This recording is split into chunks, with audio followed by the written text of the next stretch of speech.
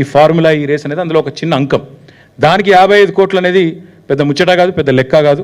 కాబట్టి దాన్ని ఏదో భూతద్దంలో పెట్టి ఇల్లేదో కుంభకోణం జరిగిందంటే నేను మళ్ళీ చెప్తున్నా, ఆ 55 కోట్లు ముట్టినాయి మా దగ్గర ఉన్నాయి అని ఫార్ములా ఈ వాళ్ళు నీకు ఉత్తరం రాసిండ్రు. ఆ లెటర్ నిమ్మింగటి ఉంది, మీకు ఇస్తాను.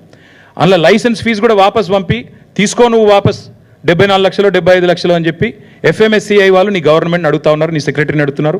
అది కూడా మీరు చెప్తలేరు. అన్నిటికీ మించి ఆల్రెడీ ఫార్ములా ఈ వాళ్ళు మీతో ఆర్బిట్రేషన్ సూట్ కొట్లాడుతున్నారు, అది కూడా నువ్వు చెప్తలేవు. ఇవాళ నా మీద కేసు పెడితే నువ్వు ఫార్ములా ఈ మీద కూడా పెట్టాల్సి వస్తుంది. ఎందుకంటే నేను అనుచిత లబ్ధి చేకూర్చినాను నువ్వు అంటున్నావు. అనుచిత లబ్ధి చేకూరిస్తే ఆల్రెడీ ఆర్బిట్రేషన్ వాళ్ళు నీ మీద వేసిండ్రు. మరి ఫార్ములా ఈతో నువ్వు కేసేస్తే, వాళ్ళ మీద కూడా కేసేస్తే ప్రపంచవ్యాప్తంగా తెలంగాణ ప్రభుత్వం ఇజ్జత్ పోదా? ఇంత ఫ్రివలస్ కేసు, ఎంత హౌలా అయినా, ఎంత హౌలా ప్రభుత్వం ఇది అని చెప్పి తెలంగాణ ప్రభుత్వం లాఫింగ్ స్టాక్ కాదా ప్రపంచవ్యాప్తంగా? Will this not bring international shame to India?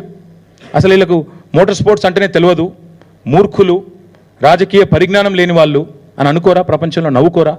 కాబట్టి రేవంత్ రెడ్డి గారికి నేను కోరేది, కేసు పెట్టదలుచుకుంటే పెట్టుకో, కానీ ప్రపంచవ్యాప్తంగా తెలంగాణ పరువు తీయకు. ఇప్పటికే రోజు దివ్యమైన తెలంగాణను, దివాలా తెలంగాణ అని మాట్లాడుతున్నారు. ఇంకోవైపు ఇట్లాంటి చిల్లర ప్రయత్నాలు. మేము భయపడం, లీగల్గా ఎదుర్కొంటాం. మా పార్టీ లీగల్ సెల్ చూసుకుంటుంది, న్యాయపరంగా ఏమేం చేయాలో వాళ్ళు చేస్తారు. మీతో నేను కోరేది, మా నాయకులతో నేను కూడా కోరేది ఏంటంటే, ఎలాంటి పరిస్థితినైనా శాంతియుతంగానే ఎదుర్కొంటాం. మేము ప్రజాస్వామిక పద్ధతుల్లో నిరసనలు చెప్తాం, ప్రజాస్వామిక పద్ధతుల్లోనే ఉంటాం తప్ప ఉద్యమాన్నే ప్రజాస్వామికంగా శాంతియుతంగా నడిపిన వాళ్ళం. పొరపాటున కూడా రేవంత్ రెడ్డి లాంటి చిల్లర నాయకుల చిల్లర ఎత్తుగడలకు మేము పడం. 100% చాలా పీస్ఫుల్గా ప్రొటెస్ట్ చేస్తాం, లీగల్గా కొట్లాడతాం. పొలిటికల్ కేసు కాబట్టి పొలిటికల్గా కొట్లాడతాం. ముమ్మాటికి ఈ ప్రభుత్వాన్ని మాత్రం ఈయన ఎన్ని డైవర్షన్ గేమ్లు ఆడినా, అది కూడా చెప్తున్నాం, మళ్ళీ 420 హామీలు అమలు చేసేదాకా వీళ్ళని మాత్రం వదిలిపెట్టాం. ప్రజలకు ఇచ్చిన ప్రతి వాగ్దానం, 6 గ్యారంటీలు, 13 హామీలు, 420 దొంగ హామీలు అన్నీ అమలు చేసేదాకా వదిలిపెట్టాం. ఎన్ని కేసులు పెట్టుకున్నా అన్నీ ఎదుర్కొంటాం. Thank you. నేను మళ్ళీ చెప్తున్నా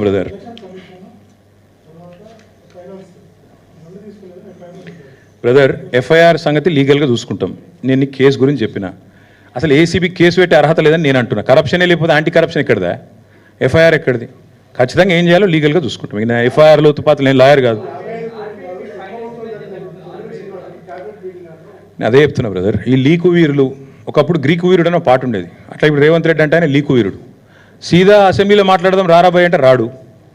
ఒక మంత్రికి దమ్ము లేదు, దద్దమ్మలంతా మాట్లాడమని